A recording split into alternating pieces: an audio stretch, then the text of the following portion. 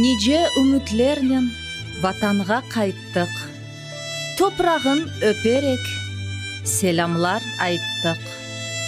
Yaşayalmaz dünyada vatansız insan, parlak gelecek için tek arzum vatan. Her şeyden kıymetlidir dağı, payrı, çölleri çiçeklidir gönlümün yeri. Karadeniz dalgası çağırır sabadan, milletimnin anası, tek arzum vatan. Giraylarının mirası güzel Hansaray. Bayrağımның tamgası yıldız gibi yıltıray. Yüreğimde tek o var, sizge kalsın cihan. Kalbimnin sesidir, tek arzum vatan. Terk etmem seni ey güzel Kırım. Gurbet bitirir beni, yok olur tilim. Sen benim her şeyim. Kalbimde her an sen için yaşayım. Tek arzum vatan.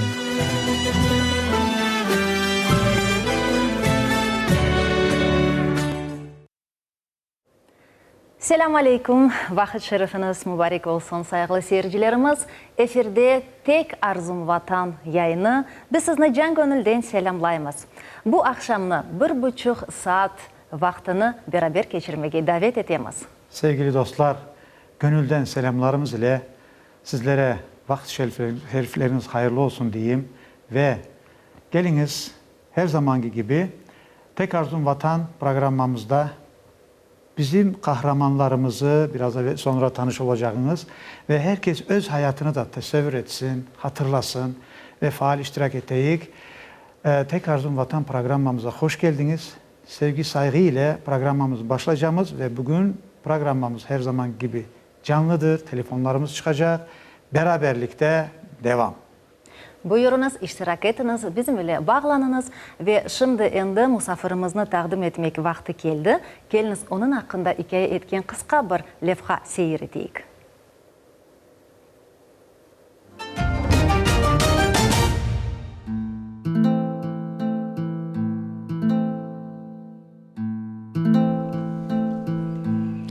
Her insan bir bilgiye, bir istidatqa maliktir. Herkesinin de hayatta öz yeri, öz vazifesi var. Biri sözünün, biri sesinin, biri yazgan satırının ya da resminin etraftakilerge tesir eter. Tecrübesinin, bilgisinin paylaşır. İyi duygular his ettirir. Teessürat bağışlar. Yirci Zarema Hanım için yer duygularının, göngül sesinin ifadesidir. Yırlaganda ses ayın kivastası ile көз өгünde sanki örnekleri biri-birine bağlanған bir resim peyda ola. Doğma istidat öğrenmekle, gayret etmekle tekmillendi. Öz vaxtında uyken nesilden bilgi alған Zarema Hanım aynı zamanda özü çok araştırdı. Milli muzikanın kuruluşunu, tertibini ve yerinin manasını, bütün inceligini anladı. Milli muzikaga olgan sevgisini göngülden çıkkan akiz sedasının, sesinin numayiş eti.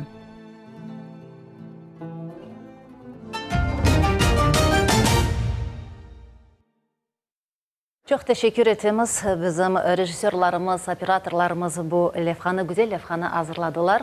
Tekrar teşekkür. Ve saygılı seyircilerimiz, bugünkü misafirimizni memnuniyetlik ile takdim etemiz. Zarema Hanım. Sağ olun. Akşam şerifleriniz hayırlı olsun saygılı seyirciler ve Millet Telekanalı. Çok teşekkürler. Zarem abla, hoş geldiniz programımıza. Sağ olun. Sizinle her zaman güzel olan programlarımız ve siz gerçekten de çok böyle bir bizim bir tek sevdiğimiz yırcı, böyle saydığımız yırcı, böyle sanatçımız değil de bize gerçekten de ne zaman bir telefon etsek, ne konuda olsa olsun bize bir abla gibi, böyle bir büyüğümüz gibi çok böyle biz sizi her vakit böyle hatırlayın. Efendi insandı, çok efendi Sağ olun. insandı diye. Çünkü siz de Kırım milletine işleyesiz. Kırım milletine böyle programlar çıkarasınız. Sağ olunuz. Çünkü siz millet için yaşaysınız bu dünyada. Bu Kırım'da. Sağ olun. Ve bu studiyada bugün sizni görmekten memnunuz. Nasılsınız? Allah'a şükür yavaş yavaş. Zamanları evde torunlarla uğraşan. Siz beni kimerde çekip çıkarasınız. Milletle konuşmak için. Ben de kelim yok deyip olamayım çünkü halkımızsınız, sevgili kanalımsınız.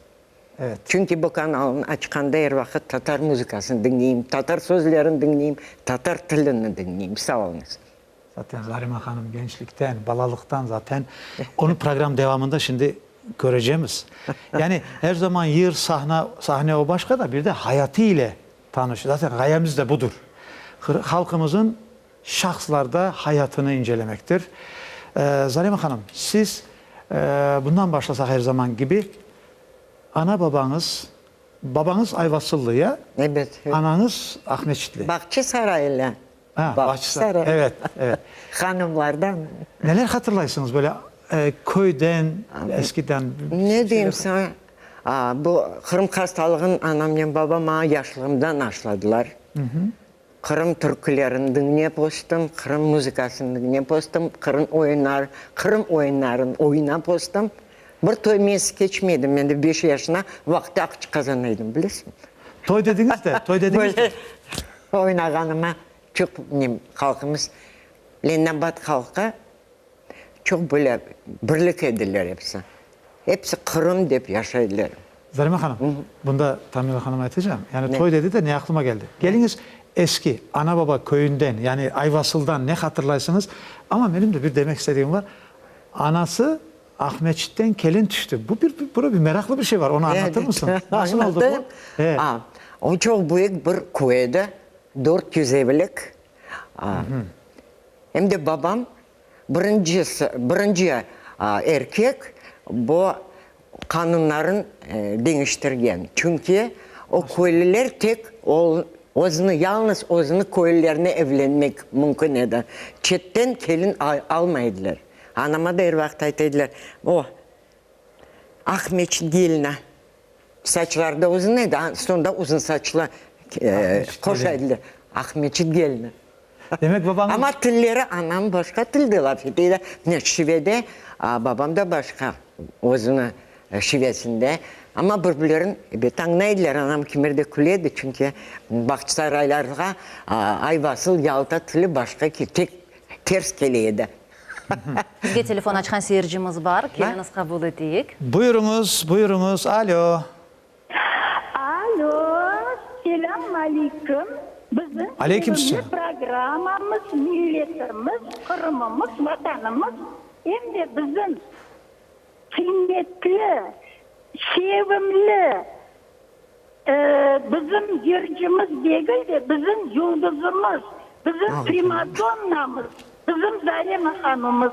Hoş geldiniz yayınımıza. Akşam şerifleriniz mübarek olsun. Allah razı olsun. Sağ olun. Bek gururum Zarime Hanım'la Nureddin Bey, Tamila Hanım. Bek gururlandım Zarime Hanım canlı yayınına çıktığımına. Ona benim hayat yollarını da bakıp gurur olgan edim. Kaytarma ansamblimden beri tanışmaz. Sağ olunuz. Kaçıyor. Zarime Hanım, sizden bir şey sorayım. Bana Zarime Hanım. Soranız. Alo. Buyurunuz. Buyuram. Buna geçen yılları, 81. yılları sizin bir samolyottan düşüp samolyot dırıldap düşüp bir yerinizin aytkanınızda koz yaşımız yavlukka sığmay etti. Balaban nemen netedi koyedi. Здравствуй, Крым, здравствуй, моя земля. Öyle gururlanaydım. Bütün yeriniz, sesinize sağlık. Allah-u Teala torunlarınızın sağlığını versin. Ballarınızın, özünüzün. Sağ olun. Sağ olunuz. Siz de sağ olunuz. Sağ olun. Hayırlı akşamlar.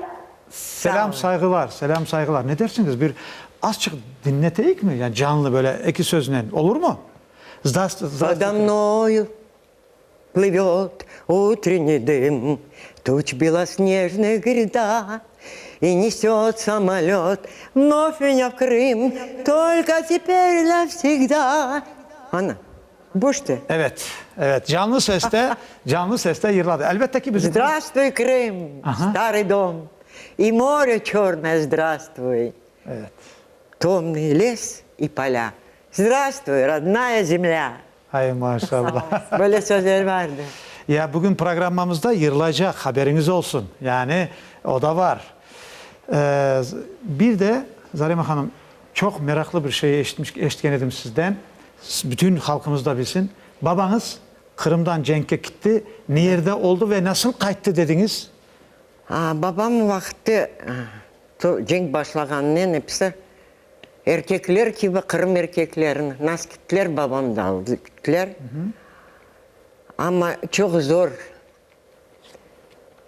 savaşlar oldu.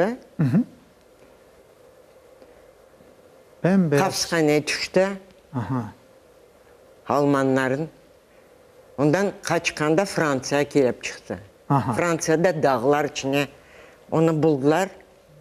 Fransızlar. Doğru partizan Atire takım ne diyeyim partizanlar. Maki partizan. degen partizanlar var. Ali da onlar bir böyle kıymetlerini bilirler Fransa'da o. Yani onların arasına düşüyor. Yıllarca Fransızlarla beraber ama ne diyeyim sana babamdan gayrı daha vardı. Armen batalyonuna düştü babam. Armenler batalyon değil de işte. Onlarla beraber Fransa'dan boşalttılar. Oswiecim'i boşaltkan bir adamlardan biriydi babam. Oswiecim lagerini. Allah rahmet. Ona çok aytaydı akşamları oturup hepsine birerçik. Ve nasıl dediniz siz onu? Kayıttı, kalmadı anda nasıl dediniz? Yok ama bu Cenk bitken son babama teklif ettiler, kal Fransa'da. Yok dedi, nasıl ben Kırım'a kaytacağım, ben Kırım'da vatanım, nasıl olup ben Fransa'da kalacağım degende o ayttılar seni milletin bütün köçürdüler. Yok olmayacak şey, inanmadı. Doğru geldi Kırım'a. Telefonumuz mu? Telefonumuz var. Bir dakika telefonumuzu alayım öyleyse. Hayır. Alo, buyurunuz. Alo. Alo. Nuridin. Buyurunuz. Nuridin Sanyochka, selam aleyküm. Aleykümselam. Землячкам Зарема Hanım землячка Чкаловская. Allah senin sağlıkçığın versin. Sağ olun. Hepiniz. Nuridin, Eştim. Nuridin, benden sana bir iltimos var. İltimosum var. Bilirsin mi? Ana kayta yavla boyun понедельник günü nельзя повторять, а? Yani dedi, yerini mi? Yok, burada Sizin yayınınız yayınızın burada pancelik günü. tekrarlan. Bu yayını Yayla boyu yayın. yayla boyunu. Nuridin, Allah sağlıkçığın versin. Nuridin çıktı, Allah senin sağlıkçığın versin. Cümlemizin. Sen Malak'tan da ziyadesin. Sağ olun. Hadi çok güzel sözler ayttılar sana. Nuridin sana bir kişi verir galiba.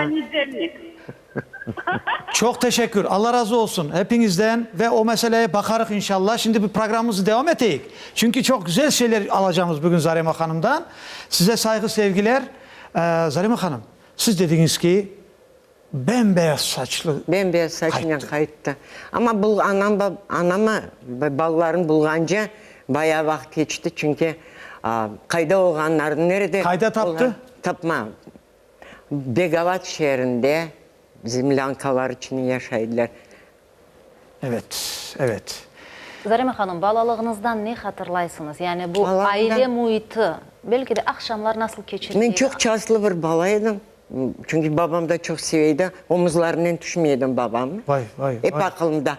Son 3 yaşındaykenim, babam aytaydı bunu. Gittik, alganlar men bazarga. Babam boyundam. Zaten Leninabad şehrin vokzal tarafına bazarı vardı. O bazarını çok sevdim. Çünkü bütün artistlerimiz anda sataydılar. Kime turşular, citana ayşaptem. Onun hıyarçıklarını çok sevdim. Kesem, ona mutlaka bir hıyarçık uzataydı.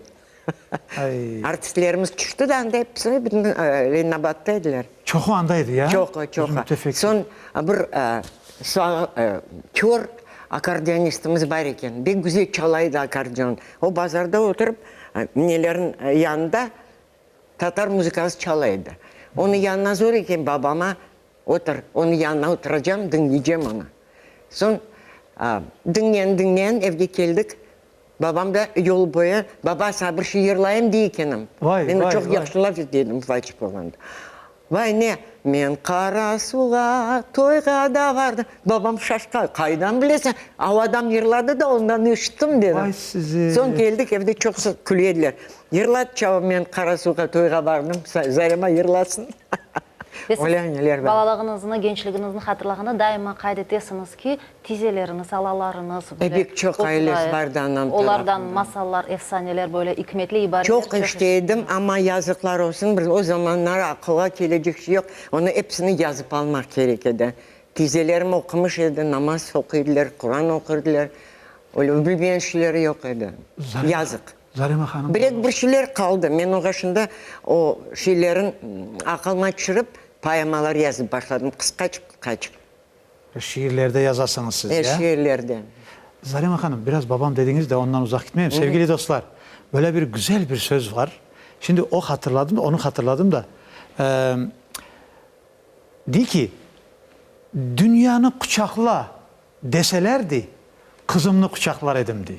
Bir babanın sözü bu. Evet. İşte o sizi o kadar sevgeneken ki, işte onu şimdi benim gözümde... Babalar kızlarını seviyorlar aslında. Evet. Ama sizin babanız israfını ve bir şeyini böyle israf edip yerinde kullanmasa öyle şeyini sevmeyken çok titiz insan çok iken, doğru mu? pratik bir adam idi. Hepsi yerli yerine duracak idi.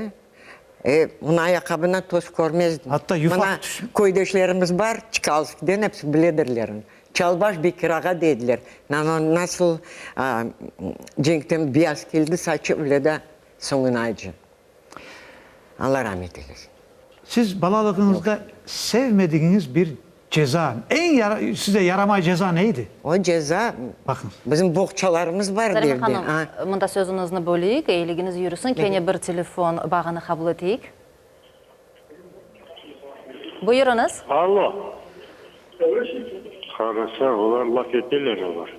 Aytınız. Alo. Buyurunuz, eşitemiz. Alo. Selam aleyküm Zarema Hanım. Aleykümselam. Aleyküm selam. Alo. Eşitemiz Selam aytınız. aleyküm Zarema Hanım. Aleyküm selam. Sizge Azovski'den selam söyleyiniz. Aleyküm, sağ olun. Sizin aklınızda olsa Azovski'den Mehmet Akay'ın oğlu sizge selam yollar. Aleyküm selam.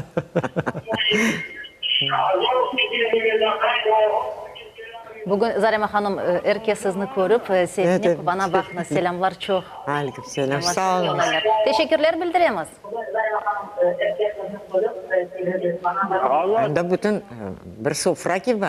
Misafirlerle beraber. Evet. Herkese selamlar. Sağ olun. Bugün gerçekten de sanki her aileye girdiniz. Evet, gerçekten de. Öyle oldu. İşte siz için, Zarema Hanım için en büyük ceza balalığımda neydi demişti, onu şimdi sizden beraber işteyik. Öyle Gerçekten bir de. cezalar var. Neydi? Benim yalnız bana da değil, her ailede öyle bir ne vardı çünkü Kırım, bizim boğçalarımız her vakit. Benim ne vardı içine bilmem, onun boğçalarını anam görsetiydim ha. Söz dinlemesen, insan gibi okumasan, bana gördün mü boğçaların, biz yarın bir gün Kırım'a gideceğiz. Sen Tacikistan'da doğdun mu, da yaşayacaksın, biz seni almayacağım. Gördünüz mü? İnsan gibi söz dinlemesen değiller. Ben de okır bahçaların üstüne oturaydım. Okır ağlaydım. Ana yapmayın. Ben de alın, ben de Kırım'a gideceğim. Ana yaşlıktan bu mesele bizim evimizde yaşagandı çok yıl. Bir 14 yaşına olğanca bunu dinledim, sonra anladım bu yalan olğan. Şu bir günde olay hepsi bir. Onu deyip korkutsaydılar sizi. Korkutaydı. Yani evet. Bugün seyircilerimiz faaller ve daha bir telefon Ya bağlı Zarema var. Hanım yakında doğan gününü kaydetti. Onu açsak programımızı alıp varmaya vakti olmayacak öyleyse. Hayırlı yaşlar olsun. Sevgili dostlar, telefon etkende rica ettim. Telefonun sesini kapatınız da bizni telefondan eşitiniz ki tez devreye giriniz de. Alo. Alo. Buyurunuz. Alo, selamun aleyküm. Akşam şerifleriniz mübarek olsun. Aleykümselam. Yuvalarınız mübarek olsun. Nuridin Efendi. Her vaktiniz. Buyurun. Selamun aleyküm. Hepsinizge. Zarema Hanım'a da selamun aleyküm. Aleykümselam. Burada iki tane şiirçigim var. Esalet yazdım. Okuyacakman. İyi razı olsanız. Kolumda gitara. Çalayım sana bir ava. İstesen kaytarma. İstesen tım tım. Dertli kaval çalayım. Kel koz yaşlarımını sil. Zil tutkan davulum. Telli zurna ah benim. Kemanemni çalayım. Tuş oyna ortaga. Sevgilim Zarimam beni kuvandır. Koruyup seni şeyle kenlengenine. Akordeon sesi, kaval sesi. Gele uzaklardan sanki vatanımını, Kırım'ımı, milletimni hoş davusları. Yüreğimin kelçikleri canlana dostlar. Ne güzel. Oldu. Ne maşallah. Ne güzel maşallah. Sağ olunuz. Bu Alkışlar, kadar alkış. istidatlı, becerikli milletimiz var. Ya sizni Sen görgende- istesen şiir, türkü istesen türkü. Oyun olsa oluyor. Zarema Hanım sizni görgende insanlar daha çok ilhamlanır ya. Güzel de. Bir de bir şeyini hiç unutmayın. Babam dedi, bak kayıttı dedi, varıp Aşkabat'ta tapkan anamı. Aşkabat ve değil, iki- Tacikistan, Tacikistan'ı biliyor. Leninebat'ta ya. Begavat'tan. Ya bağışlarsınız Aşkabat biraz karıştı. O hepsi Tacikistan'da. buraya düştü. Bir de nedir? Kalmadığının sebebi işte varıp iki Yok, babayla yok. hanımını, ailesini varıp topa. Ben buna çok heyecanlandım gerçekten de. Şimdi Zarema Hanım sizin bu sanat neden başlandı ve kim sebepçi oldu? İlk sanatın başlanışı. Sanat evimde başlandı toylarda. Oyun Tatar mu? toylarına oyundan başladım. Bir zeri olup bütün halk baktı, bütün Leninebat beni çok sevdi. Ben böyle kıvırcık saçlı, böyle ufacık fır yapkan bir bala kızcık idim. Ondan sonra bet mektep başladım. Mektepte bu gruplarda oynadım. Son artist olarak vokal grupasına kirmeyi istedim okumağa. Babam dedi, mağa artist gerek mi? Ana. Artistlerin işim yok. Otur yerinde, bana oku bak, doktor ol, kim istesen ol, artist olmayacaksın. Babam çok netkindi vakti. Otur evde yerla, men oturarım, beraber yerlaydık. Babam da çok yaxşı yerlaydı. Anam da yerlaydı. Ananız da yıllar. Evet. Onu tanırdık da çok güzel insandı Aklımda. ananız. Ve vallahi çok Ali Cenap insandı. Allah rahmet eylesin. Son babam sözüne bakmayıp Tacikistan'da müzikal училище vardı. Vokal fakültetine ne verdim. Evet, ben hazırlamadım opera yerlamak. Dedim Tatar türküsünü yerladım onlara. Baklar gelişmedim ben. Nalbantıya baktım, beni almadı. Zarema Hanım, Okumak bu almadı. yerde teneffüs yapayıq. Gene de seyircimiz bizge telefon açtı. Onun telefon bağını kabul ettik. Alo. Da ben istemem, dinleyeyim. Buyurunuz. Alo, selamun aleyküm. Ve aleyküm selam. Selam. Siz beni isteyse, ben sizi korktum. Çok güzel. Zarema Hanım, ben sizi tozu biliyorum. Baksamız, sevmemiz çok sağ olun size. Nasılın yaşınızı aytmazsın, belki unutkandırsınız. Siz artist olacağınızı biz çoktan, naverno tabiatlıktan bilirdik. Çünkü ifade olganda aklınızda Sakıtızı ve uluslararasında konsertler koyardınız. Siz bağlar çok ediniz o vakitte. Akıllarına göre. Aklınızdan Ayşe'den tarafında konsertler koyup oynar, yırlar. Ne güzel vaktlerdi. Ama Yok, artist oldu. Bütün oynap verip büyük öyle biz buna artist olup çıktınız. Hayırlı olsun, Allah sağlık versin size. amin cümlemizge. Amin. Sağ olun. Bağlarından o kadar doğru yaşlılık. Tabii sağlıklarını aytayım. Sağ olun size. Siz de çok sağ olun. Sağ olun. uzak olsun. Amin. Selam, saygılar sizlere. Çok teşekkürler koşulduğunuz için programmaya. Herkese selam, Hoyrantanıza da, kasabanıza, köyünüze, şehrinize diyen gibi.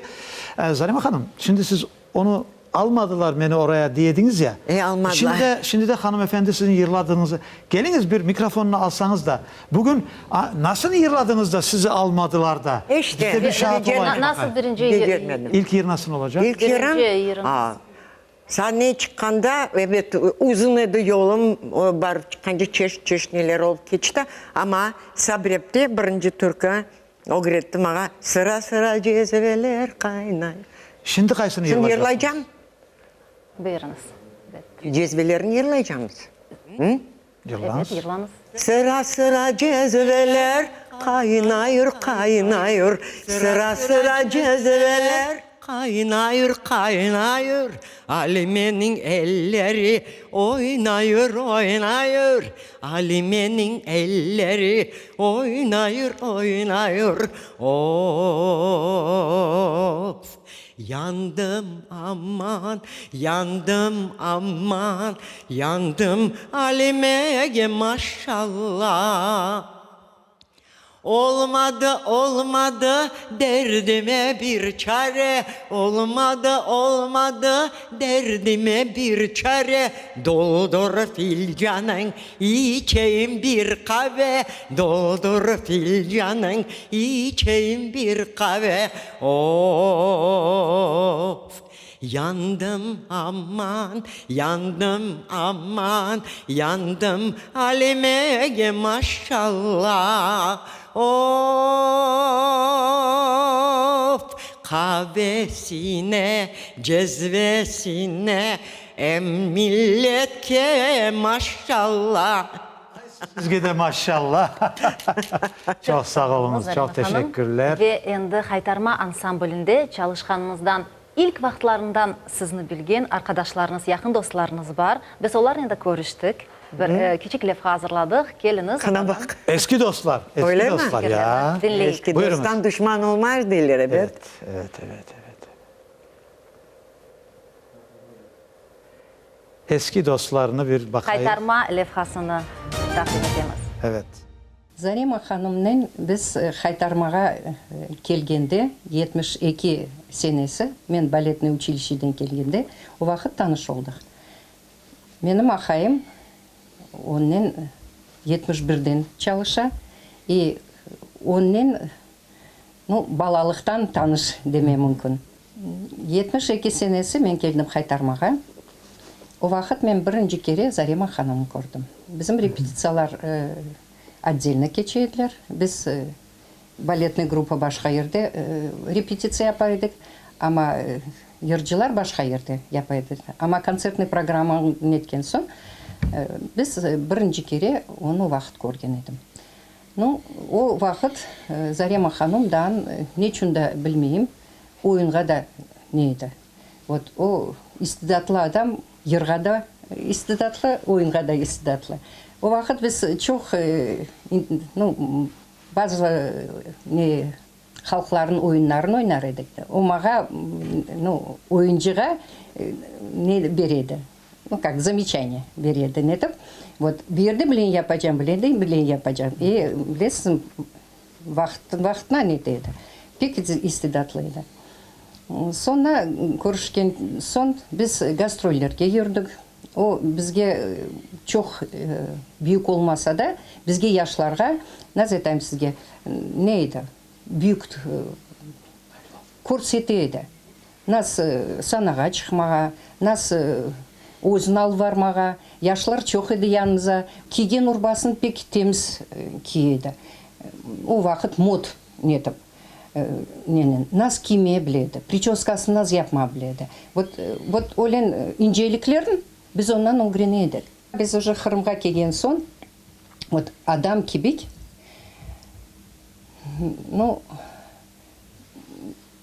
kelgende hepsi zorluklarla keldi. Biz 96'da keldik, bütün şeylerimizi taşlap keldik. Mana mebel şey satkanımıza biz kıdırdık ev. Зарима ханым bu yerde de dostluğunu taşlamadı. Вот бірінші о бізге қол ұзатты. Zarem için bu yaratma söz atıp tapıp da olamayım, aytıp da olamayım. Çünkü adam sıfatından da adamca olsun almaraydı. Kultura içinde de olsun namlılığını gösterdi. Mağabır nomine kıpır bir adam. Birinci sefer biz bir kampanyada düşmedi sıramız. Ben 4 yıl büyükümden ama birinci işten edim. Hafta pazarda biz de abetke keliydim mekteplerden konser verirdiler. Abet vaktinde. Bakalım Zarem'e çıktı konserti. Bu 6. klasta galiba. O vakit şaşırdım ben. O vakit tabi 6. klasta, o vakit onun yeri, ozun albarğanı, yırlağanı ben bir kereden çok beğendim. Gerçek aslında pek çok beğendim. İçten beğendim. Albarğanı, ozun albarğanı, sevgini, numine, numine. 7 баланың анасы. O 14-15 torunçuları var. Мына апай кебек мен ondan gururlanam. Hepsine terbiye verip, hepsine zenat verip, hepsini evlendirip, hepsini ayakka turguzup. Hepsi bile, bizim halkımız pek yaxşı onu bile. Ne kadar kıyınlıklar geçirdi. Bütün vakit on, bilesizim, içine bir, nasıl diyeyim, sila, вот, kuç var. Вот, апай күчі. O bir vakit мен onu söngen көрмедім. Ne vakit кетсең шақайды, güzel laf ете. Мен bir vakit көрмедім, балалар серт бір кимса, бізге бір шай айтсалар, бір-біріне бір шай айтсалар. Bir şey oладыр. Хорантыда шақырдамай bir şey olmay. Ama вот, nasıl айтайым sizге, o kadar terbiye güzel berdi балаларына. Балаларды он kibik kuvvetliler. Her vakit uge bakalar, özlerinin istidatlarını көрсетелер. Zarema Hanım, endi Haytarma ansamblde çalışkanınızın ilk yılları. Sağ olsunlar dostlarım, evet böyle dostlar yıllarca 40 yıldan beri dostumuz. Sağ olsunlar, yok demegenler sizge. Zakir Ağa'nı nasıl hatırlarsınız? Zakir, bir zamanlar biz Haytarma'da Zakir'le beraber duet türküleri yapaydık. Zal ayak üstüne duraydı. Çok güzel sesi vardı Zakir'in o zamanları. 1-2 yıllar beraber çalıştık. Sonra onlarga başka evlendiler. İşte Leninabat'ta toylarında oldum. Balaçıkları var, onların da 3 tane oğlu. Birbirinden güzeller. Sağ olsunlar. Sizi çok severler gerçekten de. Zakir Ağa'nın hatta biraz rahatsızlığı var idi. Ama dedi ki ben laf edeceğim. Yok, ben de şaşıp kaldım. Çok laf etmeyi sevmeydi o. Telefon bağımız var çünkü levha vaktinde seyirci. Selam saygılar olsun onlara da. Bekledi. Buyurunuz, kabul etemiz. Alo. Alo. Alo. Da. Buyurunuz. Tezleştiriniz. Aleykümselam. Aleykümselam. Sizge Karatu Bazar'dan çan. Anladım. Biraz sesli laf ettiniz. Sual vermeye geçtiğim. Buyurunuz. Buyurun. Buna biz Kırım'a koştuk 1975 senesi.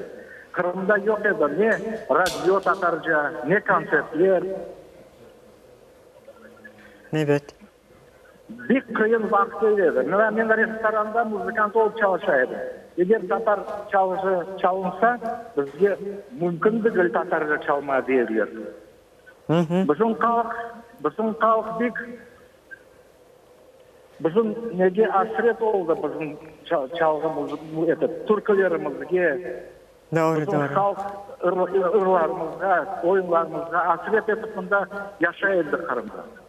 Son mına siz geldiniz Kırım'a, birinci sefere musafir olup, nasıl yerge geldiniz siz, aklınızdan? Sağ olun. Çok güzel sual. Son siz geldiniz toyga, biz siz beraber bardık toyra. Rahmetli eskendeden bir yaxşı bir türkü yırladınız. Elim dedim, o halkım sizin Eskide toyda yırlağanınızın o bir konser sayın bir şey oldu. Öyle bir dilber çıktı. Öyle bir adamların görseniz nasıllar Evet, herkes vakti hasret çekip bile. doğmuşlarınız kayba yaşıyor şu yerde. Eskender'den rahmetli Ekik Türkiye var. Şimdi aklıma Evet, Allah çok Allah. yerlerge bardık. Ma Kırım hep buraya. Simferop ana uçaktan, samolyottan çıkkenimden er taşı Kırım edim ha. Nereye gitsem o taraf Kırım. Çok yerlerini gezdik, çok yerlerini dolaştık. Onun için çok misafir olduk. Tatar kim evvel kelgen Tatarların evlerinde bizge misafir ettiler bizim. Sağ olsunlar, bar olsunlar. Evet, toy olgan olsa toyga da bekim bargan edik. Hem bararım, nasıl barmayacağım? Yırla deseler yırlarım. Men ömür boyu Tatar Türklerin yırlap kelgen bir adamım. Ne yapayım? Çok sevgim de var. Zarema Hanım, bu Haytarma ansamblinde endi o zaman belli artistlerimiz, yırcılarımız, çalgıcılarımız endi faaliyet gösteriyor. Evet. Nasıl Eskiden hatırlaydınız? Onlar sizge nasıl tavsiyeler beriydiler? Ne öğretildi ve onlardan ne aldınız? no, ne diyeyim sizge Sabri Abdi Recep alayık. Selim Abdi oyuncu olarak, Hakim Ağa Cemilov.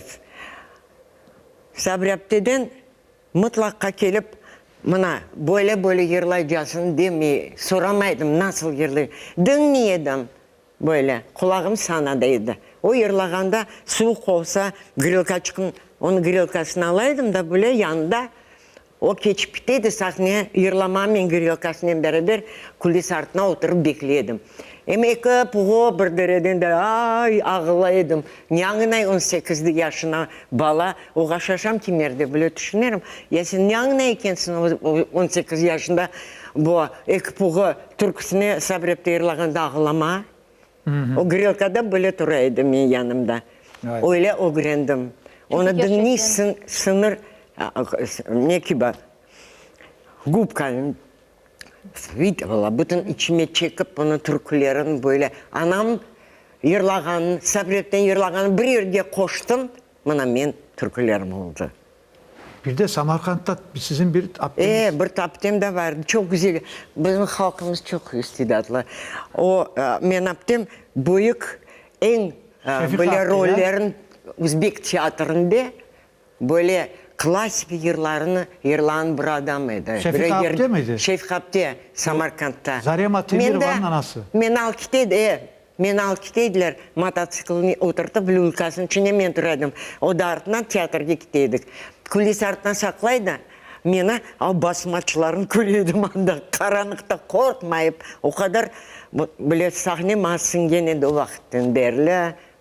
Sanki men o sahnede doğdum. Öyle bir duygu var edim. Çünkü gerçekten de yırlarını da böyle gönülden yırlamak için bunu aytaydınız da anlamağa tırışaydı. Anlamak evet. Zarema Hanım sizi İlyas Bakşış rahmetli davet etti. Nereden nereye davet etti de siz nasıl vardınız? Bir onu bakınız da. Bu интересно bir ne oldu. Men müzik ansambline düştüm başta. Yunan ansambli vardı bizde. O vakti bütün Grekler koçup Özbekistan'a geldiler. Onlarda problemler vardı onların hükümetinde. Hepsi kaçıp Özbekistan'dan geliyor. Özbekistan'da da bir ne vardı onların oturan yerlere. Ve bu ansambl vardı. Onlar da ben okuyan yerimde çalgı olarak gelediler, davet ettiler bizim nelerimizde. Gidromet. Siz de o Artist ara. olmayıp gidrometeorolog olacak idim. Aerolog. Son beni dinlediler, beğendiler. Zarema davet ettiler o zaman ansambline, müzik ansambline bizden çalışasın. Vay mağda yırlamak gerek evet dedim. Evet. Son geldim repetisiyalar var, 3 aylarından beraber işledim. Şimdi zaman geldi onlara kayıtmak gerekiyordu. Ne Afina. Ondan geldiler Yunanistan'dan. Zarema aydı bizden. Gideyik. Bak nasıl yerci olursun anda. Biz sen kötürük. Akılma nasıl geldi? Anam babam Kırım. Tek Kırım'a gideceğim. Ben bırak'a gitmeyeceğim başka. Son dedi. Yani Silipidis. Aile de aklımda. Dedi ben seni böyle kaldıramam. Çünkü böyle ses yollar içine. Yok. Al gideyim. Ayda kayda gideceğim. Batır Zakirev'ke. Geldik. Orkestraya. Ben onu daha bilmiyordum aslında. Öyle çıktım yana getirdi. Өзбек филармонияда вақытты. Таныш етті, Батыр Закиров отыра білі, мен çox білмеймін вақытты, біле. Сон пианинада отыра бір адам, Ширяев екен вақытты, Ял ансамблінің руководителі. Ерла деді. Айда башладым ерлама. Не ерладым? Дерелер шума-шума. Sanki neler bir şeyler. Ya da Yunanca yırlayayım dedim. Ya Tatarca yırlayayım. Ya son daha ne biliyorsun? Gruzince bileyim dedim. Vay maşallah. Şaştı. Dedi haydi. Rusça bir şey biliyorsun? Bileyim. Такой лазурный небосвод, расцветай под небом Грузия. Tamam var yaz. Dedi. Aldılar. Aldık. Konkurs markını beklemediler. Anda birkaç ay indi büyük bir orkestr, Özbekistan Halk Orkestri, Halk Orkestri diyeyim, estrada orkestri kuruldu o zaman. Büyük orkestr. Büyük bir 40 tane vardı çalgıcılar. Trubalar 4 tane. Ayda başladık çalışma indi. Bir gün beni direktör çağıra. Kelsem, baksam İlyas Timiriç. Menden de selam dedim, selam da vermedi. Böyle otura. Oğlan bana ne bir şey oldu. Direktör geldi. Kırım Tatar yercisi Kırım Tatar ansambline işlemek gerek. Aylandırın ondan da dedi. Ya mende bir kıvanmak var. Böyle orkestrmen Son geçtim. kaytarmaya gittiniz İlyas Bakış'ın. Kaytarmaya 4. partiya yırlama kvartette. Zarema Hanım, Solistkadan. endi çalışmağa başlagan son, endi yırlarını, bu halk yırlarını, nağme avalarını kimden öğrenediniz? Evet, Sabrepte'den öğrenediniz. Esas oydu ya sizin. Esas, ama siz daima hatırlaysınız, böyle halk içinde yürüp, ülke nesilden de yazıp alaydınız, öğrenediniz. Yok. Ben yaşlıktan biliyordum anamdan, babamdan. Bütün türkülerin böyle, onların babam Yalta tarafının türkülerini biliyordu hepsini. Anam Baksaray tarafını biliyordu. Ben de ortada hem onu biliyordum hem bunu biliyordum. Onun için de Sabrep'te de bana Zeynep Abdülümanova çok güzel yerlaydı, türkülerini çok beğeniyordum. Onu dinley, onların dinley bu kadar işte. Ama daha dinlerdim. Daha büyük bir bizim Tatar türkülerini güzel yanı bir şirkette yerlagan olsa birisi, ben de onu da ben seveyim. Bilmek seveyim, öğrenmek seveyim. Bir vakit yok bana bir hatam söyleseler böyle yerde böyle sağ olunuz deyip hepsini anlayayım. Hem de hepimizge, yercilerine, oyuncularga hepsine çünkü buna dikkat etmek gerek. Belki de herkes doğru olmaz, kimerde bir yanlışlıklar da olabilir, doğru mu? Ne his etmek gerek bu yaş, belki de bir tavsiyeniz gibi olur. Yerci, artist içinde gönülde neler bilmek gerek. Bilgi de çok mühimdir. Çünkü başta tilini bilmek gerek. Son bizim kültürümüzün bilmek gerek. Bizim yerlerimizi dinlemek gerek her vakit. Sabrep'ten kim dinlese ama çok bu sefer biraz dinledim, bir iki konkurslarga varıp çok memnun oldum. Beni türkülerim alıp hep boşatıp mağa öyle yırlaylar. Ama dedim boş iş yapmaganım. Belki de bizim yaşlarımızda gerek oldu da onlar dinleyip o türkülerin yırlap başladılar. Maşallah. Ne diyeyim?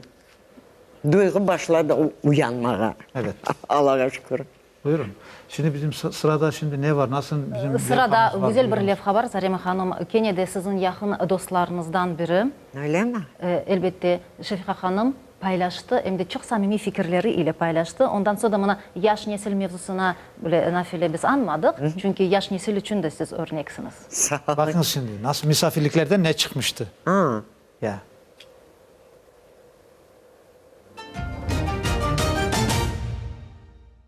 Зарема Ханум мы знакомы очень давно, можно сказать, с самой юности. Никогда не забуду нашу первую встречу. Мы с ней встретились, когда только переехали в Крым.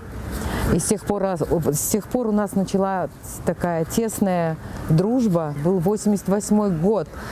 Она была тогда с маленьким ребенком, и я была поражена, насколько вот сильная, мужественная женщина. Она одной рукой катала чебуреки, хотела нас угостить, а ногой катала коляску. Там спал маленький ребенок, это была Севимочка, это... Получается так, что вот когда мы встретились, и настолько близко встретили вот нас, очень тепло, очень просто. С тех пор мы начали дружить с семьями, тогда дружили, мой муж, он был их близкий друг, знакомый семьи, и мы дружили с семьями. Я видела, как они жили в Алупке, в этой однокомнатной квартире, и со стариками. Всем дать какую-то поддержку, помощь. Вот она выглядела в моих глазах как настоящая мать, которая на тот момент было только 6 детей, и она всех их оберегала, решала все вопросы вот буквально на ходу. Для меня это был уникум вообще, чтобы вот так вот и еще при этом думать о каком-то творчестве, для меня это было что-то непостижимое. Она пережила очень большое горе в своей жизни. Вот. И на какое-то время был такой момент, что мы все боялись, что она замкнется, сломается. Но, несмотря ни на что, она со временем собралась, выстояла и продолжила свое творчество и как певица. И мы продолжали общаться, и она стремилась помочь и как подруга. И я видела, как она могла помочь своим детям. Она их подняла всех на ноги. Когда мы собираемся, у нас всегда в нашем кругу звучат песни народные. И мы с удовольствием и ее слушаем, и поем вместе. Зарема Ханум, она очень близкий человек и друг нашей семье. И также она очень близка стала мне, потому что я росла у нее на глазах. Очень часто она приезжала к нам в гости, и каждый ее приезд это был маленький концерт только у нас дома. Бывало на концертах у нее в залах, а также было это все очень ценно смотреть это все дома. Она мне стала очень близка, она мне даже больше, чем как подруга мамы, она мне как Тизе стала. Тоже она вложила большой вклад и в какое-то, может, и в воспитание наше, где-то что-то подсказывала, помогала. Во всех радостных моментах, во всех горестях она была всегда рядом с нами. Вот. Я очень бы хотела, чтобы тетя Зарема была всегда здорова, счастлива и только цвела. Зарема Тата, мы вас очень любим, ценим и уважаем.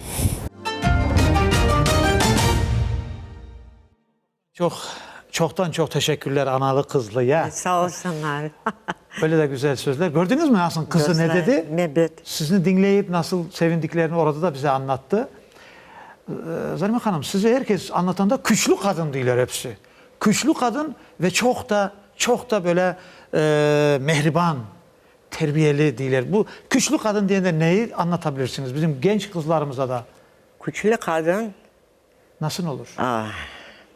Başta ana babasını sevip saygan, ailesini sevgen ve anasını yanında ona sağ eli, sol eli olgan. Evlenip anasını babasını, eşini, akayını, anasını babasını sevip akayını ihtibar etken, sabırlı olgan, balaçıkları doğgan son onların doğru terbiyelegen. Çünkü ozu terbiyeli olsa balaçıklar da terbiyeli olur. Kuvvetli kadın öyle olabilir. Başka ne diyeyim? Çok güzel dediniz ama burada da diyeceğim şimdiki ablamızın kızından laf ettiler ya. Evet. Yakında torunları olacak, o evladı olacak o kızın. Evet inşallah. Onlara da Allah her şeyin hayırlısını O da nasip etsin, o küçükten benim balalarımla beraber olsun desem doğru olur. Evet. Çünkü o da kızım gibi bir balacık. Evet. Ben onu bu kadar olgandan beri Doğandan beri seviyorum. Şimdi Allah sevenlerinizi arttırsın. Amin. Dostlarınız da çok saya seve sizi. İşte Güçlü Kadın sevgili dostlar, kızlarımıza her zaman bunu dememiz gerekiyor. Güçlü kadın bir tek böyle özünü gösterdi. Onun terbiyesinden, ahlakından başlar, temelinden başlar demek. Doğru, doğru. Tamam Hanım, bilirsiniz mi, çok meraklı bir şey var. Kırıma avdet olduktan sonra ben bileyim ki Zarema Hanımlar hayatını Yalta'dan başladı ya.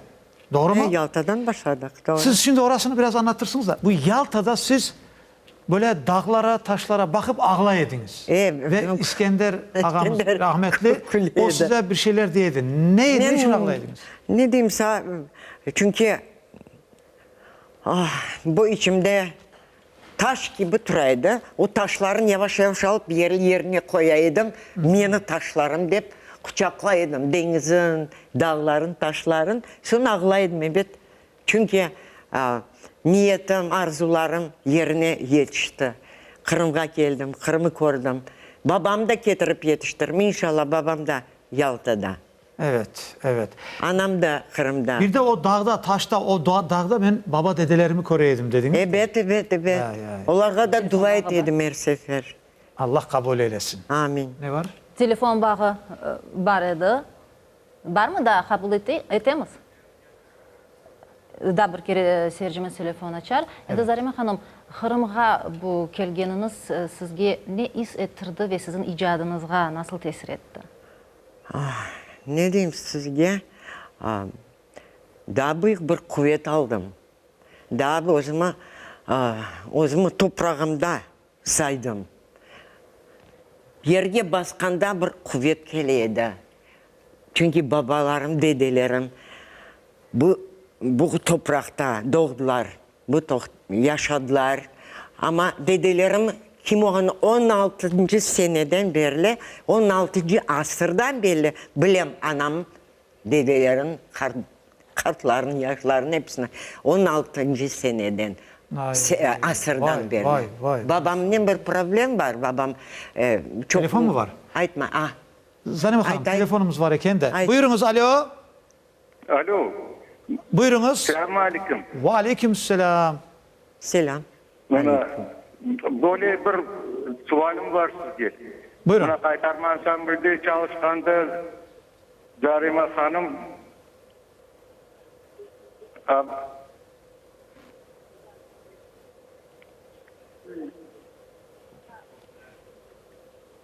Alo.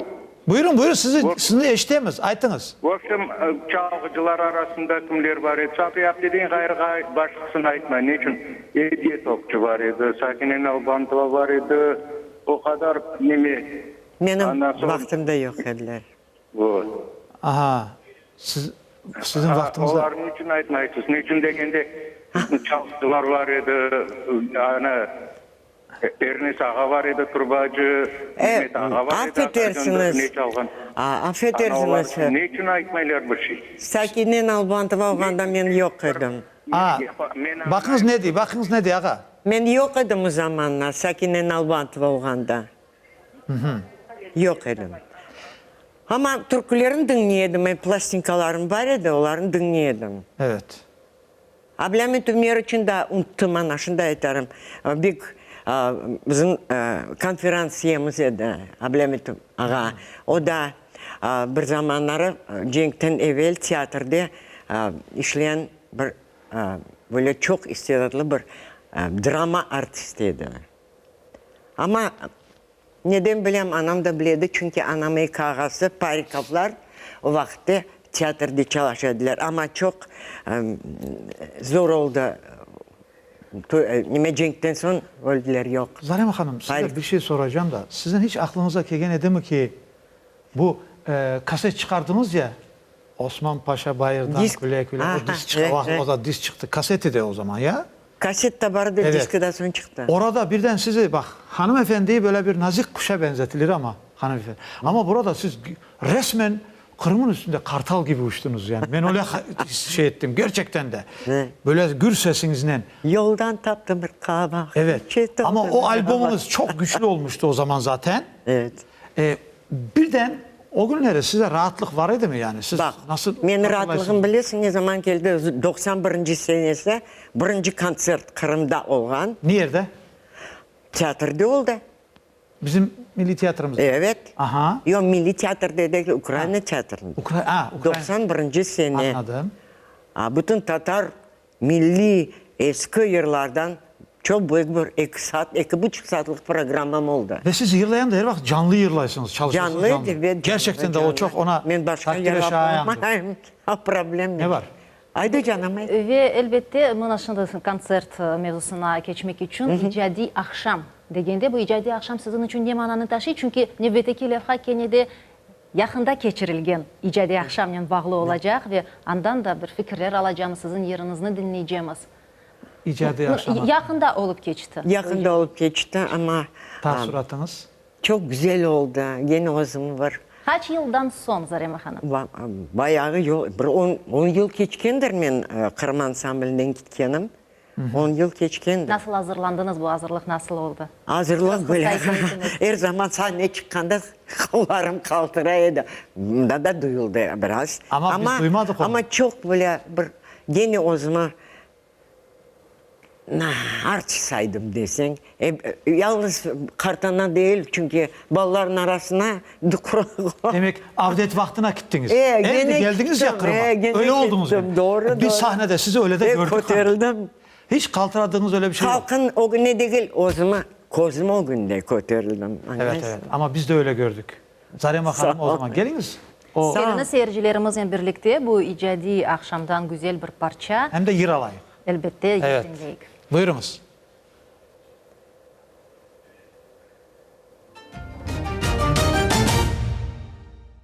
Men aytsam siz uchun sabag'ajik aytabilirim. Çünkü gerçek Zarema Hanım'dan sıcak güzel yıllar yaşadık ve şu yıllar mana şu bizim Kırım'ımızını birkaç kere aylanıp çıkan edik ve kemer vakit ikimiz de konsert veriydik.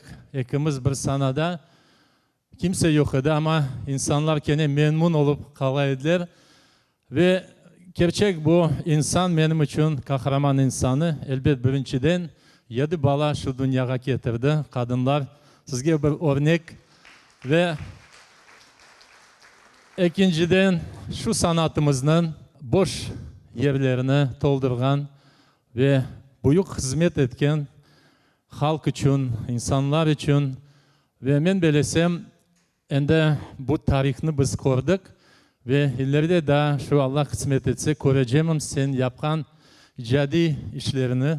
Для меня на самом деле большая честь. Я сегодня Зарему Ханум открыл совершенно с иной стороны. Не только как талантливого исполнителя, носителя народных песен, но действительно примера крымско-татарской женщины. Вот мысли вот той мамы, которая рождает успешных детей, одаренных внуков. Я общаюсь, дружу с Ильдаром Меметовым, и по нему могу сказать, что это человек, который состоялся во всех отношениях. Вам чох саунус за то, что вы оставляете след вот во всех направлениях, и вот те мысли, которые действительно рождают победителей, рождают людей, которые сильны волей, которые сильны разумом, интеллектом и способны действительно оставлять след вокруг себя. И спасибо вам за то, что мы переживали сегодня. Наверное, все присоединятся. Наверное, мы давно не чувствовали себя семьей, и сегодня переживали все одинаково. Мы сегодня были действительно крымско-татарским народом. Мы все радовались вашим песням, радовались вашим мыслям, как маме, как жене. Искандер Ага будет всегда в нашей памяти. Вот низкий вам поклон. Çok sağ olun. Çok meraklı yıllar yırladım. Çok uzun yol geçtim. Kırım Tatar ansamblinde Haytarma, Taşkent. O uzak zamanlar olsa da ma çok yakın geliyor. Çünkü ömür bir saniye gibi bir şey gele geçe. Kırım ansambli gibi Haytarma'da Özbekistan'da çok güzel bir ansambl edi. Kırım Tatarların içinde bütün millet bir tane ansambl var idi, o da Haytarma. Haytarma degende millet ayak üstüne duraydı. O zallar tolaydı. Soğuk olsa da, sıcak olsa da halkımız Kırım ақылларына түшіп біздің қайтарма ансамблімізге келейділер. Чүнки біздің ерларымызда, біздің ойындарымызда бұл Қырымдан бір парча бар еді. О парчада bizim yerlerimizde, bizim oyunlarımızda. Allah'a şükür çok şanslıyım çünkü çok yıllar geçtim. Bütün aylandık, bir köşede kalmadı. Tatar olgan yerde biz de var edik. Yaşasın Tatarlarımız. Şükür Allah'a. Bugün hepsi Kırım'da. Kalganlar da inşallah gelirler. Sağ olun.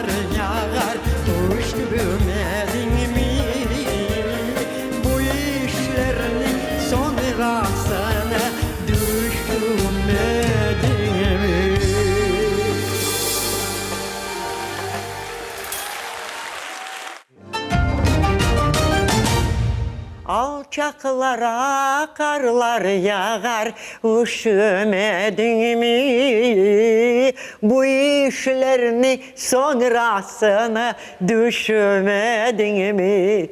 Ay maşallah. Tesirlendiniz Zarema Hanım. Nasıl tesir atladınız? Çok güzel oldu. Aytam da artistke sahnede olmak gerek her zaman. Bir zamanlarıma server kuraytaydı artist sahnede geçinecek. Allah uzun Sen de- ömür versin. Tabii. Ama artistler öyle sahne görseler, ruhlanalar, gene açılalar, gene başlar. Başından hepsi başlar. Onun için sağ olunuz. Siz de bana yeni bir satır açtınız. Size birazdan sürprizimiz var size. Öyle mi? Ve sevgili dostlar, o konserte oturanlar, oraya gelmek isteyip de destek kel oldu? almayan olanlara hepsine ve oradaki çalgıcılar, Server ağamıza, bütün hepsine teşekkürler, sevgi, saygılar. Bütün bizlerden ki çünkü çok güzel geçti o konser. Öyle olsun benden de milletime, halkıma, kırmama. Onlar için ne olsa yırlarım.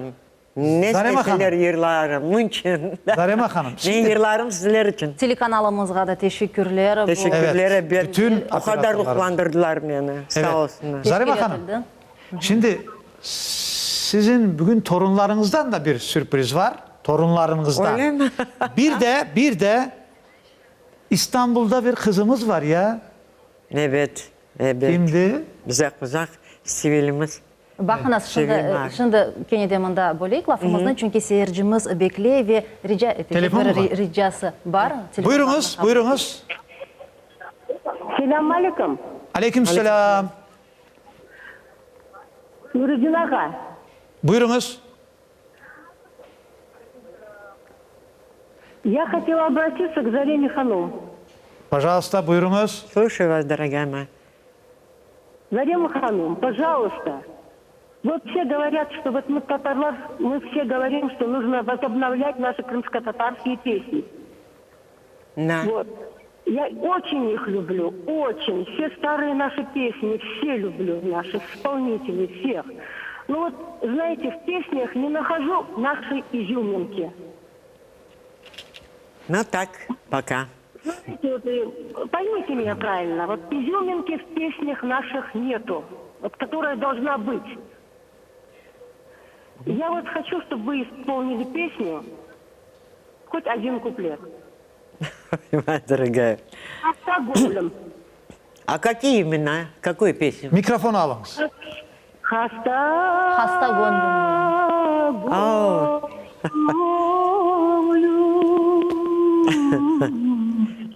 А можно я другую спою, мою любимую? Buyurunuz. Teşekkürler. Ay, sağ olun. Çok teşekkür ederim. Çok teşekkür ederim. Sağ olun. Mecbur oldum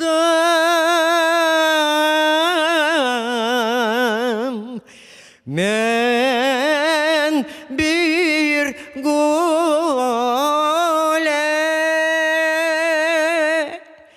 destan oldum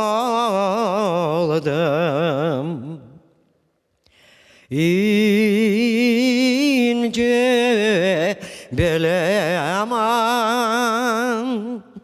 destan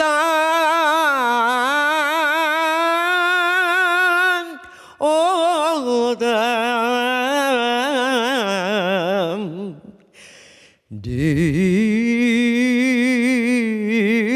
dilden dile. Yırlamasan öyle olayken. Çok güzel olayken. Çok güzel oldu. Çok güzel oldu. Öyle. Hem de canlı. Sesinize, yüreğinize sağlık. Sağ olun. Zarema Hanım, bizim bu şimdi Sevil çikimiz var ya İstanbul'daki. Evet. Onun size selamı olacak ve güzel sözü olacak.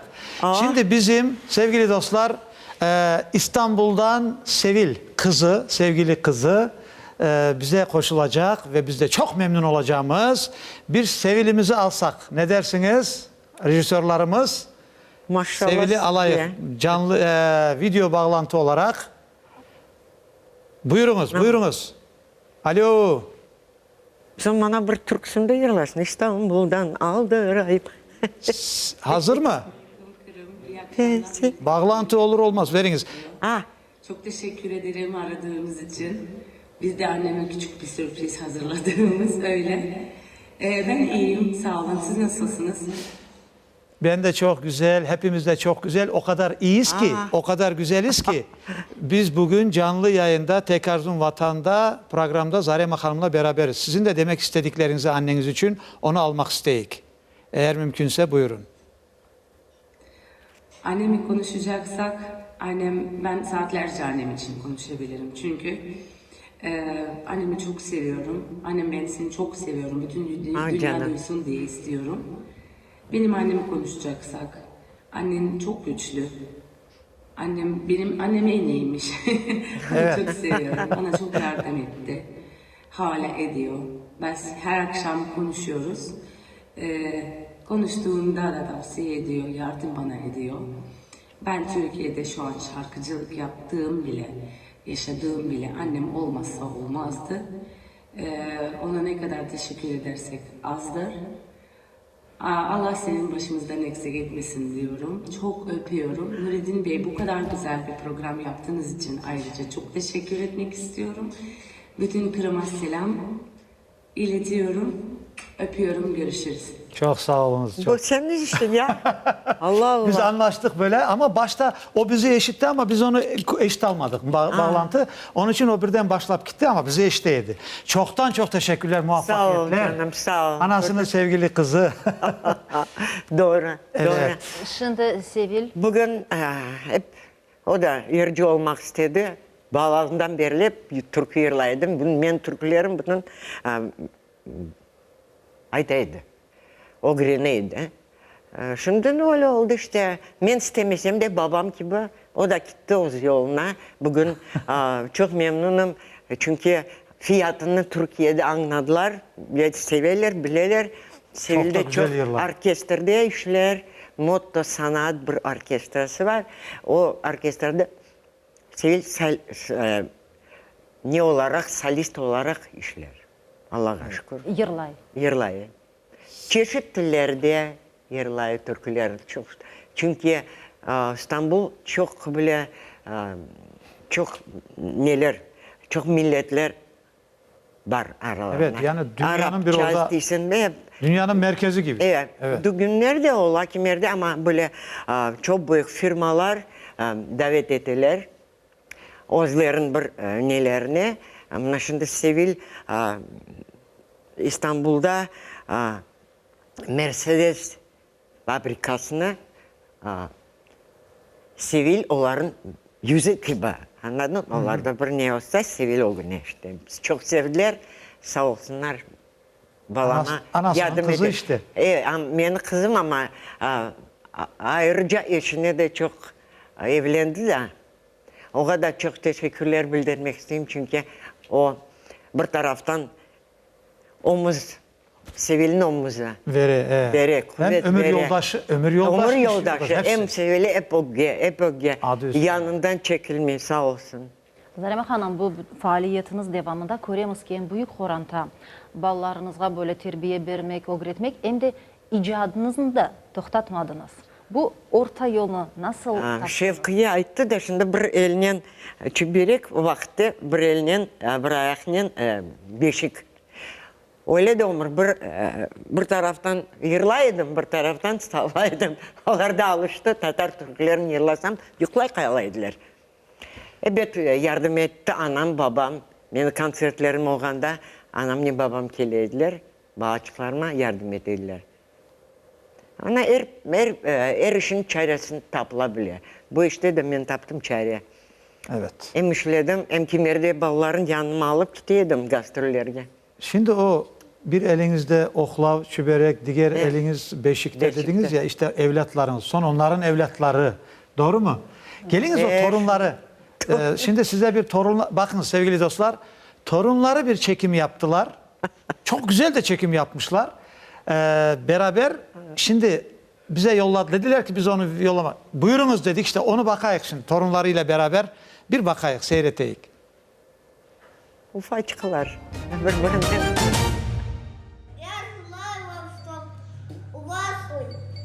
Всегда было хорошее настроение. Ах, мой мальчик, И чтоб и... было день рождения вкусный торт. Ура! Отлично. Ура! Давай. Я желаю вам счастья, здоровья, чтобы вы долго жили, никогда не расстраивались и никогда не болели. Я желаю Петахе Зареме счастья, здоровья, чтобы она никогда не болела, чтобы она всегда была такой заботливой и самой любимой. Вот, видите? Молодец. Пожалуй. Говорят. Я желаю счастья, здоровья, здоровья, чтобы ваша такой красивый, умный, заботливый. И хочу пожелать всего самого наилучшего. Молодец. Ах, моя девочка. Давай. Я желаю побольше счастья, чтобы никогда не расстраивались, чтобы никто не болел. Молодец. Давай. Я хочу вам пожелать счастья, здоровья. Желаю вам, как всегда, счастья, здоровья, семейного, скажем так, счастья уже желать не надо, потому что оно есть. Сложилось. Вот. Мы вас любим! Мы вас любим! Мы вас любим! Ay maşallah maşallah. Gördünüz mü nasıl güzel? Bunların da bayağı yok idi. Kiramazlar çoksa, hepsi olsa 14 tane olacak. Hepsi bir taraflarda. Şimdi o sütler... Hepsinin toylarını görürüz inşallah. Ama bu benim çastım, baktım bunlar. Zenginliğiniz? Onlar benim zenginliğim. Ufak olanda sahneye çıkaydım, konsertlerden sonra bunlar çıkaydı. Buna ben zenginliğim dedim. Şimdi bunlar olsun başka zenginliğim var. Hep bitmez. Bitmez, tükenmez. Herkese böyle zenginlik Allah kısmet etsin. Ablacığım, telefon var ve buyurunuz deyik. Buyurunuz. Alo. Alo.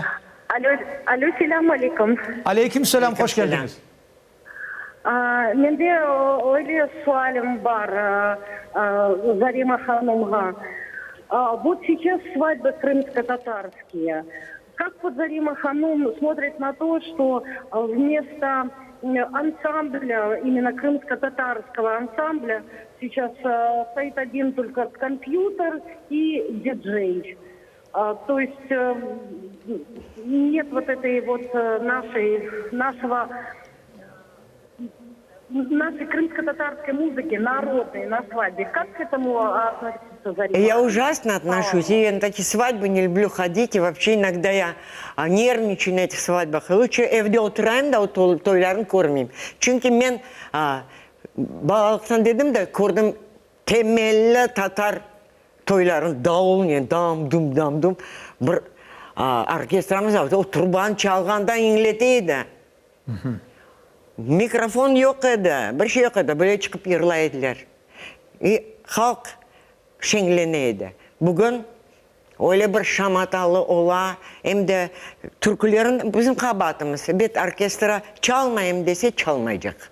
Yeah. Ama ona bir sahibi var, kele çaldı. Eskiden öyle kele taşlaydılar, kesiydiler. Hatırlaydınız da Sabahacı toy. Sabaha saat 6'ga ben de Taşkent'te ben toylara da baradım Kemer'de. Sabahın 6'ga yırlataydılar. Oturaydılar yaşlı adamlar, erkekler. Buna yırlanız buna. Evet, böyle ihtibarla keleydiler. Kardeşim bilesin bu Türk'ü, kızım bile Türk'ün bilesin. Bilmeyeyim desem, anam ben saçını öğretirim de ağlaydılar mikrofonu. Vakti mikrofonda vardı. Başlaydılar yırlamaya. Ne öğreneydim? Hem de sağ ol dedim. Çünkü bala çağa da toyda. Kartlar da ayrı oturaydılar. Sofra kuruyor. Başta olarga mı? Şimdi toyga bir kart görürsünüz. Onların kartlarını evde kaldıralar balalarla beraber. Bunlar bana Samarkand dinlemeye gelirler. Hem de bu milli avalar, nağmeler böyle saklanıp kaldı. Böyle saklandı. Bugün çok biz getirdik bu türkülerin. Ama soran bu toy sahibinden bilem öyle türkülerin bu adam yazdım. Evet. Bekim 10-20 taneden bir tanesi biledir. Bizimki Tatar diyorlar. Zarima Hanım bağışlarsınız. Şimdi telefon bağını kabul etmemiz ve bizim vaktimiz de azca kaldı. Yayınımız şimdi sonuna yakınlaşmakta. Nasıl tez geçti vakit? Tez geçe, tez. Alo. Yok eken, üzüldü. Kesildi ya. Burada bunu da aytmak isteyeyim sevgili dostlar. Arada kim dedi de ne için o falan yırcılar hakkında aytmadınız? Çünkü Zarima Hanım bizim büyük yırcımız. Ansambllerde çalıştı ama o demek değildir ki bütün bizim mütefekkir insanlarımızla beraber çalıştı ya da bu eski yırcılarımızla hepsiyle beraber çalıştı. Öyle değil de onun için biz her beklediğimizi eşitemesek kabahatlasak olmaz. İşte o kimden çalıştı onu da anlattı. Bildiğini anlattı. Sağ olunuz çok koşulduğunuz için bize. Zarima Hanım şimdi bizde sizin bütün bu sanat hayatınızda halka hizmet ettiniz. Ve Öyle. halkımıza ne demek istersiniz? Genç sanatçılarımıza ne demek istersiniz? O güçlü kadın da içinde olarak. Hem sanatçı hem güçlü kadın. Böyle bir tavsiyenizi, bunun bir yolunu öğretseniz genç yırcılarımız olsun. Böyle. Ne diyeyim sana? Kadın evin sahibi başta ana ola, kadın ola. Doğru, özle balaçıkların doğru terbiyelemesi kadın işi. Bugün kadınların omuzlarında her şey. Yırcılarımız da öyle. Öğrensinler, türkülerin dinlesinler. Bitalar olsa bitaların dinlesinler. Evet, az kaldı şimdi bizim bitalarımız. Ama bitalar gitti ama bitaların yerine yeni analar kelgen, analar bir şeyden haberleri yok. Ya da öğrenmiyorlar ya bilmiyorlar. Onun için toylarımız da öyle geçiyor. Ama öğrensinler, yırlamak gerek. Kırım ruhunu anlamak gerek bu yıllarda. Çünkü bu yıllarda bizim vatanımızın ruhu var. Onların dinleyip, olsunlar, buysunlar, yırlasınlar. Biz de dinleyip, zaman kelgende böyle keyiflenip, onların dinlemek isteyeyim. Ne diyeyim? Çünkü milletimiz osacak. Milletimiz yanrayacak türküler. Milletimiz Kırım sahibi olacak. Vatan sahibi olacaklar. Ama bütün Kırım milleti güzel türküler olsa onlar da dinleyecekler. Çünkü biz onların türkülerini dinleyik çünkü anlayımız. Ama anlayımız Ermeni tarafını, Yunan tarafını anlayımız çünkü müzika böyle dil yok müzikada. Müzikada duygu var. Duygu var. Onun için öyle yırlamak gerek. Bütün Kırım milleti dinleyip beğensin ve evvelde gibi bizim tilde laf etsinler, bizim türkülerini yırlasınlar. Biz gibi. Beraber bir mühitте bayramlarda iştirak ettiği başka çare yok. Birbirimizin adetlerini biz yaşayımız. Bizim yırlarını yırlar. Vatanımızda. Herkesin beraber insan gibi, adam gibi özümüzün duyup yaşamakta. Çok teşekkürler. Sağ olun. Abla. Bizimle beraber olduğunuz için bütün korantanıza, sevenlerinize, torunlarınıza, tüm halkımıza, sevenlerinize hem selam saygılar. Onların adına da size teşekkürler. Yayınımız sonuna yaxınlaşmaqda, sayılı dostlar, sayılı seyirciler. Sizge teşekkürler bildiremiz. Endi biz sağlıklaşacağımız ama yayınımız gene de Zarema Hanım'ın icrasındaki bir yerle yekunlayacak. Evet sevgili dostlar. Ustalar özünün gerek olduğunu bildikçe onlar her zaman yaşar. Gerekli olduğunu bilmezse onlar üzülürler. Şimdi mikrofonunuzu hazırlap durunuz ve sevgili dostlar geliniz. Kim ne iş yapsa o işini severek yapsın ve en güzeli, en güçlüsü olsun o işte. Ona intileyik her zaman. O zaman ilerlerik. Hayırlı geceler deyik akşam ile beraber. Gelecek programlarda görüşmek üzere deyik ve devreyi Zarema Hanım'a Doktor Yırı ile buyursun deyik. Çok severler Kırım'da. Buyurunuz. Yırın bitireceğimiz. Sağ olunuz, var olunuz.